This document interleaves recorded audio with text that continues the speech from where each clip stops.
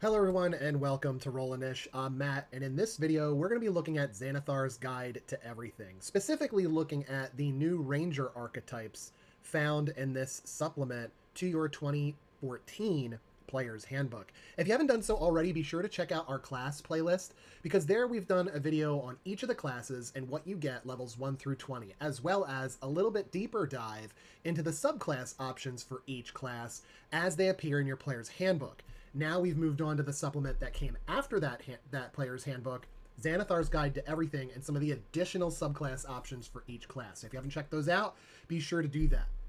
We're focusing on Ranger now. And the first option that comes in Xanathar's Guide to Everything is the Gloom Stalker Ranger. This is going to be for the Ranger that's at home in darker places, deep below the earth, gloomy alleyways, primitive primeval forests, wherever light is dim. So if you know that you're going to be playing in a setting that is going to feature, I don't know, the Abyss, or spending some time in the Underdark, this would be a great option to play Ranger. They're darkness explorers. They're looking to ambush threats before they reach the broader world and not reacting to an ambush themselves. So they go and they seek out that kind of adventure. The Gloom Stalker Ranger has some features that you get at 3rd, 7th, 11th, and 15th levels. Starting at 3rd level, when you pick your subclass option, if you choose Gloom Stalker, the first thing that you're going to get is Gloom Stalker Magic. You learn some additional spells that you can add to the spells that you know. Starting at 3rd level, you get a spell called Disguise Self. This is a 1st level illusion spell that lasts for about an hour, and you can basically appear a foot taller or shorter, appear thin or heavy or in between. You can't change your body type, so you must adopt a form that has the basic arrangement set of limbs. So you can't go from your 2-armed elf to a, I don't know, 4-armed 3-crin and disguise yourself as one of those, because you don't have the same amount of limbs. But essentially, this is a spell that you can magically disguise yourself, and if somebody or a creature that you're interacting with wants to check against and see if they could tell you're a spell, I don't know what would trigger that for them. That's for you to decide as players, not me, the DM. But they can make an investigation check against your spell save DC. Rope Trick is a fun one. You get this at 5th level. It's a 2nd level transmutation spell. Essentially, you touch a length of rope that is up to 60 feet long. Now, most rope that you're going to find or purchase in this game, unless it's homebrewed, are going to be about 50 feet in length, whether they're silken or hempen ropes. So this will fit right in. One end of the rope then rises into the air until the whole rope hangs perpendicular to the ground. So the whole rope is going to go up, straight up into the air, 50 feet or however it is long, so the whole thing is off the ground. That's what that means. When you climb this rope, there's an extra dimensional space that is hidden at the top where you can kind of hang out in. And it lasts for the duration of the spell, so about an hour. The space can hold as many as 8 medium or smaller creatures. The rope can be pulled into the space, meaning once you're in, you pull the rope up, and then no one even knows that you're there or were there or that there's an extra dimensional space there, because it itself is invisible. Attacks and spells can't cross through the entrance into or out of the extra dimensional space, so you can't use it as like a blind to be firing arrows from or something like that. That's not what this is for. This is for you to essentially hide. So Rope Trick is going to be beneficial if you're low on health and you want to quickly hide and heal yourself. You run the risk of being seen if you do it in combat, but out of combat, let's say maybe you've got somebody that is dying and you want to spend some time in safety trying to revive them or heal them in some way, bring them stable. Those are all options, and hiding in a Rope Trick would be a good way to use that. At 9th level, you get access to a 3rd level spell. It's an illusion spell called Fear. It requires a wisdom save on your target's part. Otherwise, an image of their worst fears are projected in front of them, and they become frightened for the duration, which would be a minute, requiring your concentration. While they're frightened in this way, they must take the dash action to get as far away from you as possible on each of its turns, unless there's nowhere else for it to move. If the creature ends its location where it doesn't have line of sight of you, they can make a wisdom save to try and overcome this fear. Very good to get somebody to run away, get out of the battle, waste their turn. This is a nice crowd control spell. At 13th level, you get access to a 4th level spell called Greater Invisibility. It requires your concentration for a minute, but essentially, the creature, you or a creature that you touch, becomes invisible until the spell ends that minute. Anything the target is wearing or carrying is invisible as long as it is on the target's person. And then 17th level, you get access to a 5th level spell called Seeming. The spell allows you to change the appearance of any number of creatures that you can see within range, the range being 30 feet. You give each target you choose a new illusionary appearance. An unwilling target can make a charisma saving throw, and if it succeeds, is unaffected by your spell. So think of this as like disguise self, but for as many people as you can see in that 30-foot range. So disguising your whole party. So maybe you're in the castle of Barovia, and you know you are trying to sneak around Strahd's castle. What better way than to disguise yourselves as vampires you've previously seen, or maybe some zombies walking around, that you can seem and try and break your way into Castle Ravenloft. Good luck with that. But you could with this spell. It lasts up to 8 hours. At 3rd level, you also get a feature called Dread Ambusher. You give yourself a bonus to your initiative rolls equal to your wisdom modifier. So initiative is usually dex-based, so whatever that is, your initiative on your character sheet, whatever your wisdom score is, add it to your initiative rolls. Maybe you get a little bit higher in this initiative order. At the start of your first turn of each combat, your walking speed increases by 10 feet, which lasts until the end of that turn. If you take the attack action on that turn, you can make one additional weapon attack as part of that action. If that attack hits, the target takes an extra 1d8 damage of the weapon type. So not only are you saying that I can roll higher in initiative, I can move a little bit faster at my first turn, I get an extra attack if I take the attack action, and if I hit, I get extra damage. I get all those things. Love it. Sign me up. Dread Ambusher. That's a great feature. Umbral Sight at 3rd level. This is another feature you get at 3rd level. You gain dark vision out of a range of 60 feet. If you already have dark vision from your race, its range is increased by 30 feet. So if you already have it, fine, you still get a benefit. You're also adept at evading creatures that rely on dark vision. While in darkness, you are invisible to any creatures that rely on dark vision to see you in that darkness. So you're harder to find and harder to hit in this way from creatures like that. I like that. It makes the ranger get sneaky a little bit. Iron Mind, 7th level. You gain proficiency in wisdom saving throws. If you already have this proficiency, you instead gain proficiency in intelligence or charisma, your choice. So that's great. If you've went the wisdom route already, this at least gives you an option, but it's mind-based. So it's going to be wisdom. If you already have wisdom, then it's intelligence or charisma, not a choice up front. If you're not proficient in wisdom, that's what this gives you. But if you already have it, you could choose intelligence or charisma. That's how that works. So rules me as DM. At 11th level, you get Stalker's Flurry. Once on each of your turns, when you miss with a weapon attack, you can make another weapon attack as part of the same action. You just give me attacks. Just give me more. I like it. At 15th level, you get Shadowy Dodge. Whenever a creature makes an attack roll against you and doesn't have advantage on the roll, you can use your reaction to impose disadvantage on it. You must use this feature before you know the outcome of the attack roll. So you got to be quick with it. Because it's a reaction. So it truly is a reaction of you listening to your teammates rolling, and then being able to, or even your DM, if your DM's rolling and saying, okay, does a, hold on, disadvantage. Who are you attacking? Disadvantage. Something like that. Okay, that is the Gloom Stalker. Very much helpful for you to be in the shadows. That's why if you are in a shadowy place, a shadowy dungeon, an alleyway, a forest, the Underdark, this is really going to play to your benefit because it's almost like you know the lay of the land in that darkness, but the things that live there might not still see you. So you gain advantage in their home, which is kind of a really good way to play your ranger. So that's Gloom Stalker. Next, we have Horizon Walker. This is going to be a ranger that is going to guard against other planar threats. They watch over planar portals. A Horizon Walker Ranger would be great in a campaign like Planescape. It would be great in a campaign where you know you're going to experience other planes of existence. So, while Beyond the Witchlight, you go from the material plane to the Feywild, okay? I think there's some plane jumping in Baldur's Gate, Ascent to Avernus. There's a lot of different, or even your homebrew games. You can simply ask your DM at that session 0, hey, are we going to be changing between planes in this campaign? Not that you want the spoiler, but if that's the case, you can be like, well, I'm thinking Ranger and Horizon Walker would fit if there's going to be some planar activity. That would be a great way to think about that.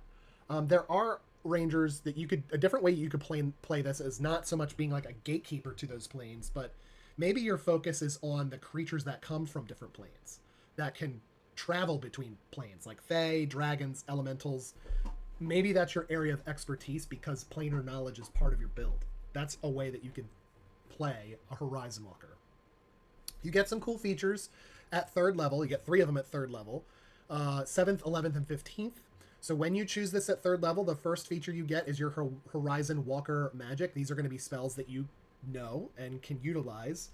At 3rd level, you get protection from good and evil. This is concentration for 10 minutes. This protection is touch, so yourself or someone else, you can grant protection against certain types of creatures like aberrations, celestials, elementals, fae, fiends, and undead. Creatures of those types have disadvantage on attack rolls against somebody protected by this spell. The target also can't be charmed, frightened, or possessed by them. And if the target is already charmed, frightened, or possessed by such a creature, the target has advantage on any new saving throw for a relevant effect. So this will be helpful if somebody's already in that situation. They gain advantage. Or to protect them from it from the get-go. Okay? 5th level, you get Misty Step. This is my favorite bonus action spell. It's essentially you teleport 30 feet away. Bonus action. And because it's so instantaneous and it's a teleport, I rule it as no attacks of opportunity because you're gone. Love it. It's a good way to move around the map, help flank with somebody else if you want to Misty Step and use a weapon. This is a great opportunity to do that because it's a bonus action. So to Misty Step, to get myself in a better position to attack melee, maybe I'm flanking and now I get advantage. I'm going to use my action now to make a melee weapon attack because I have already used my spell. Can't bonus action spell and then action spell. This is a good way to do that. 9th level, you get Haste. Boy, do I love this spell, but man, do I get myself in trouble with this one. So Haste is a spell, requires concentration for a minute. You choose a willing creature that you can see within a 30-foot range. Their speed is doubled. It gains a +2 to AC, has advantage on dex saving throws, and gains an additional action on each of its turns. That action can be used only to take the attack action, dash, disengage, hide, or use an object. I love it. Here's where it balances out. It balances out because when the spell ends, either in that minute, if you've concentrated on it fully without breaking your concentration, or when your concentration breaks, when the spell ends, the target can't move or take actions until after its next turn, as a wave of lethargy sweeps over you. So you get all this cool stuff, but like you also have to take a round off. That's kind of how that works. At 13th level, you get a 4th level spell called Banishment. This was a charisma saving throw. Otherwise, if your target fails, they are banished. There is some caveats to this. If the target is native to the plane of existence you're on, you banish them to a harmless demiplane, just like a pocket dimension somewhere in space. While they're incapacitated. And they remain there until the spell ends. It's a minute, requiring your concentration. At which point the target reappears in the space that it left, or the nearest unoccupied space if the space is occupied. If the target is native to a different plane of existence than the one you are on, they are banished to its home plane. So if you're on the material plane and the natural world, and you banish something that's from the Feywild, it goes to the Feywild.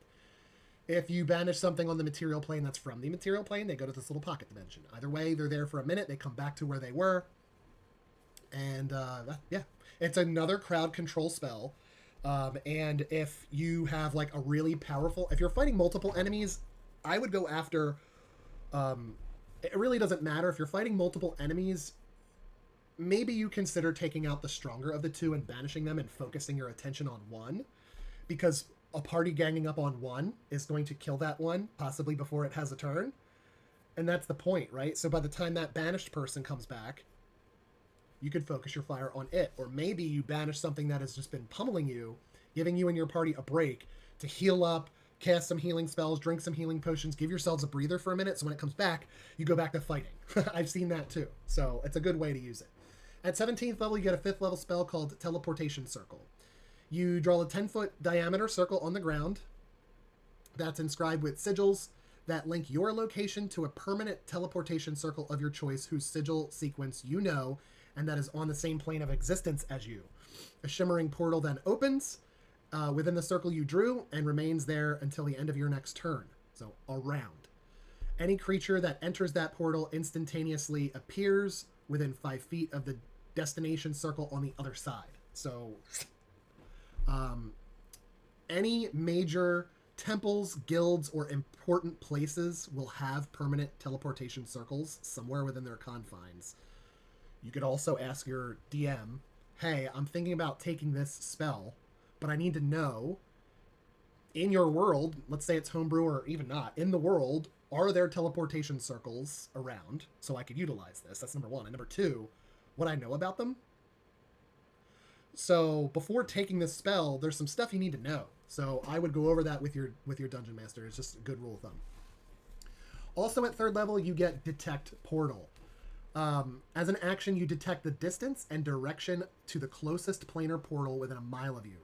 Once you use this feature, you can't use it again until you finish a short or long rest. So maybe you don't have to ask your DM ahead of time. I still think it's a really good idea, but you now have this feature that you can use that'll help you determine where those are. Because I think Teleportation Circle as a spell, I think Detect Portal would pick up where that circle is. In my mind, it just makes sense so you can pinpoint, because the point of a teleportation circle is to teleport. I think your Detect Portal should pick this up. That's my ruling. Sticking with it. Planar Warrior. As a bonus action, you choose one creature you can see within 30 feet of you. The next time you hit that creature on this turn with a weapon attack, all damage dealt by the attack becomes force damage, and the creature takes an extra 1d8 force damage from the attack. So you change the entire attack type to force damage, and they get an additional d8. When you reach 11th level, your Planar Warrior feature increases from 1d8 to 2d8. Love it. That's a great feature. Ethereal Step. At 7th level, you learn to step through the ethereal plane. As a bonus action, you cast Etherealness spell with this feature without expending a spell slot, but the spell ends at the end of the current turn. So it's like a peek into the ethereal plane, not a duration of 8 hours. Once you use this feature, you can't use it again until you finish a short or long rest. At 11th level, you get Distant Strike.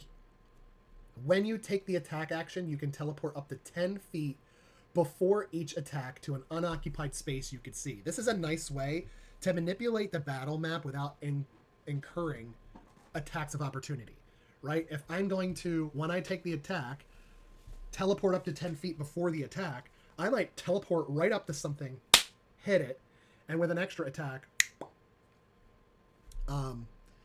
I'm right up on you, right? And can get you again. If you attack at least 2 different creatures with the action, you can make 1 additional attack against a 3rd creature. So if you're going up into like a line and just, or maybe you're potentially putting yourself in harm's way into a group, whack, whack, whack, right? Because they're just not expecting it. It's kind of like the element of surprise. I think that's pretty cool. Okay, Spectral Defense. At 15th level, when you take damage from an attack, you can use your reaction to give yourself resistance to all of that attack's damage on this turn. It's incoming. You know it's coming. Maybe you fail a save on a fireball. You know fire damage is coming. Spectral Defense. Use my reaction to give myself resistance, right? That's a good way to use that. You know you're about to get hit hard, right? Some creatures, you're in combat and you see them hit your teammates hard, and you're like, oh no. I don't want to get hit by that thing, right? This is where that could come into play. Okay, that is the Horizon Walker. So you planar defenders or interested in creatures that travel planes, that is for you. Okay, lastly, we have Monster Slayer. So, for anybody that's watched the show Witcher, which I think is on Netflix, this is pretty much Geralt of Rivia. You are somebody who has dedicated their life to hunting down creatures of the night and wielders of grim magic. you're going to go after the dragons, the vampires, the evil fae like hags, fiends, and other magical threats. So you've got training in supernatural techniques to overcome such creatures. So that's your deal. At 3rd, 7th, 11th, and 15th levels, you get features for this subclass, starting with your Monster Slayer magic. So at 3rd level, again, similar to one of the others, we have Protection from Good and Evil. Aberrations, Celestials, Elementals, Fae, Fiend, Undead. Okay? If you're protected, can't be charmed, frightened, possessed. And if you already are charmed, frightened, possessed, you have advantage on the save, on a new saving throw. Very good spell. Especially for somebody that's going to be hunting evil. A spell called Protection from Evil sounds beneficial. 5th level, you get access to a spell called Zone of Truth. For 10 minutes, you create a 15-foot cone. Creatures entering that area for the first time on a turn, or starts its turn there, needs to make a charisma saving throw. If they fail, they cannot tell a lie. Important to know. Because you can create this cone up to 60 feet away, and the cone is 15 feet. So it doesn't even need to be near you. You just need to be able to see it and be like, all right, these dignitaries are all talking, and I want them to tell the truth right over there. You could do that. If you're interrogating somebody, that's a great use of this spell. Very, very good stuff. An affected creature is aware of the spell and can't avoid, and can thus avoid answering questions to which it would normally respond with a lie. Such a creature can be evasive in its answers as long as it remains within the boundaries of the truth. So, unable to lie, can filibuster? Perhaps. So that's something to consider when casting this spell, because as a DM, I'm going to filibuster as much as I can. 9th level, you get a spell called Magic Circle. It requires a concentration. It requires a charisma saving throw. Essentially, you're creating a 10-foot radius, 20-foot tall cylinder of magical energy. Choose one or more of the following types of creatures: Celestials, Elementals, Fae, Fiends, or Undead. The creature can't willingly enter the cylinder by non-magical means. Creature tries to use the teleportation or interplanar travel to do so, it must first succeed on a charisma saving throw.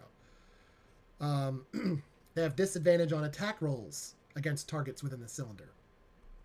Targets within the cylinder can't be charmed, frightened, or possessed. So you can essentially put yourselves in a circle that is protected, and it lasts for about an hour.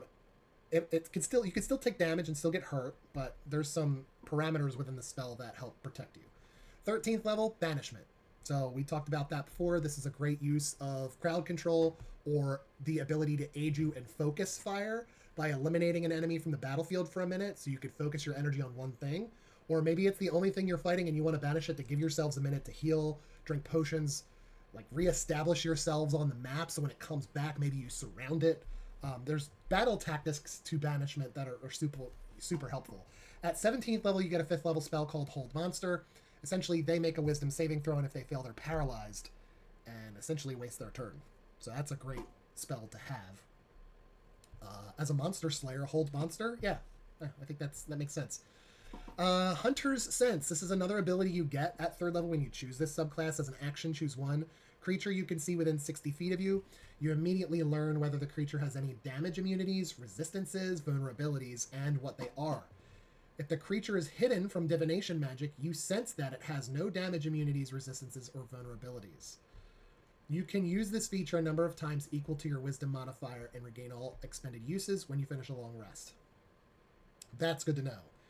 Especially because as a ranger, you're expected to know some of that stuff in your party. So to be able to recite some of that in combat, don't use fire! That's important to know, because I don't want my party members burning spell slots on things that aren't going to be as impactful. Also at 3rd level, you get a feature called Slayer's Prey. As a bonus action, you designate one creature you can see within 60 feet of you as the target of this feature. The first time each turn that you hit a creature with a weapon attack, it takes an extra 1d6 damage from that weapon. This benefit lasts until you finish a short or long rest, and ends early if you designate a different creature. So essentially, you're bonus actioning, targeting somebody to take extra damage when you hit them. Slayer's Prey. Love it.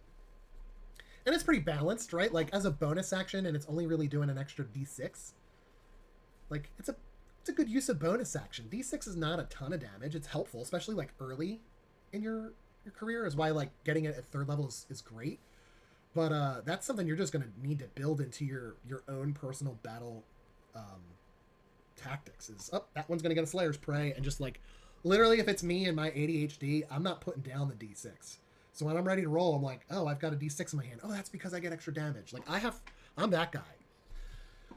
All right, Supernatural Defense at 7th level. Whenever the target of your Slayer's Prey forces you to make a saving throw, and whenever you make an ability check to escape their grapple, add a d6 to your roll. So it's basically taking your Slayer's Prey and focusing it from your prey in a different way. I like that. I think that's really cool. Especially if they grapple you or force you to make a save. I'll take a d6. That's like inspiration, like bardic inspiration. I'll take a d6 on my saving throw. Give it to me all day. That's a great feature. All right, Magic User's Nemesis. At 11th level, when you see a creature casting a spell or teleporting within 60 feet of you, you could use your reaction to try to magically foil it. The creature must succeed on a wisdom saving throw against your spell save DC, or its spell or teleport fails and is wasted. Once you use this feature, you can't use it again until you finish a short or long rest. Okay. This is a one-time use. It's like 1 per day. That's essentially a counter spell. When I see a creature casting a spell or teleporting within 60 feet of me, they need to make a wisdom save against my spell save DC. It did not say what level spell they're casting. So that's like a big counter spell. That's like giving me a 9th level counter spell once per day. Yeah. Yes. Monster Slayer might be the way to go. Playing Ranger. Slayer's Counter. Hold on. At 15th level, if the target of your Slayer's Prey forces you to make a saving throw, you can use a reaction to make 1 weapon attack against the quarry. You make this attack immediately before making the saving throw. If your attack hits, your save automatically succeeds in addition to the attack's normal effects. So I could hit you and essentially pass my saving throw from just slapping you around. I love that. I can't lie. I love that. That's really good. Okay. Attack before I make the throw, because if I hit, I automatically succeed. If I miss, I can still make the saving throw and potentially still make the save. Love it. That is Slayer's Counter. Okay, so that is Monster Slayer from Xanathar's Guide to Everything. Very, very cool. In our next video, we are going to take a look at the Rogue class. Until then, keep rolling those dice, and we'll see you at the table.